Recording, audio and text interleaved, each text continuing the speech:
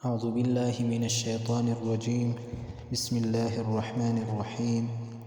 إن الله وملائكته يصلون على النبي يا أيها الذين آمنوا صلوا عليه وسلموا تسليما.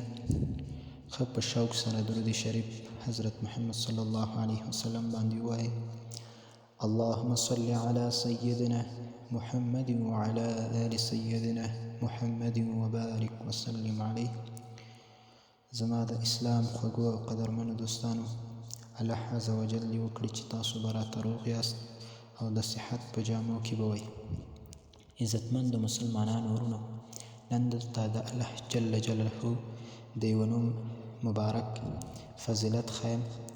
که یو څوک غواړي چې په هر مقصد کې دی کامیابي ترلاسه کړي او هر کار کې دی کامیابه وي، الله ورسره تل مل وي او په هر چاره په هر کار کې د الله تعالی د ده نصرت وکړي، نو دی د الله تعالی دغه مبارک نوم په یو شي باندې ولیکي او له ځان سره دی په بټوه یا په جیب کې ګرځوي او دغه نوم مبارک دی همیشه وایي، نو الله عز وجل به په هر مقصد کې کامیاب کړي. ډیر یو مبارک فضیلت لري او ډیر یو مبارکه وظیفه ده. نو عزتمندو مسلمانانو ورونو، نو دغه کار تاسو وکړئ، ان شاء الله چې هر رقم مشکلات د مخې ته راځي، په غمونو کې وي، سوچونو راګیر کړی وي، په خپل کار کې په خپل مسلک کې کامیابي غواړي او ځان یو ځای ته رسیدل غواړي، ان شاء الله دا هر څه به دې په نصیب شي. څوک چې دغه مبارک نوم تل وایي او ځان سره یې لیکلی وساتي، نو ان شاء الله په هر مقصد کې به دی کامیاب وي.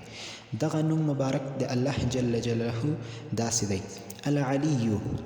العلي نو ورسره ودې لیکي جل جلاله، العلي جل جلاله، یعنی ډیر آسانه دی.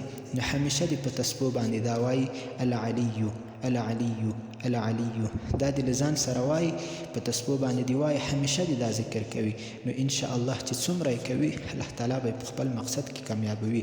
کوم مقصد چې د په زړه کې وي، کوم کار چې د ده ولاړ وي، کوم مشکلاتو چې دی راګیر کړی وي، ان شاء الله دی به خپله نتیجه وګوري او د دې کار څخه به دی په دې کار کې به دی بری موندي ان شاء الله. نو چې کله له ځان سره لیکي، نو جل جلاله هم ورسره ولیکه، العلي جل جلاله، دغه ځان سره ولیکئ او همیشه یې وایئ العلي العلي. السلام علیکم.